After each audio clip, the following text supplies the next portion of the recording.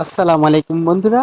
আপনার ফোনে কি অযথা অপ্রয়োজনীয় নোটিফিকেশন এসে আপনাকে খুব বিরক্ত করে? আর আপনি কি এই বিরক্ত থেকে রেহাই পাচ্ছেন না? তাহলে আপনার এই ভিডিওটি আপনার জন্যই। আপনি সরাসরি চলে যাবেন সেটিংয়ে যাওয়ার পরে আপনার হচ্ছে এখানে দেখবেন নিচে স্ক্রল করবেন নোটিফিকেশন।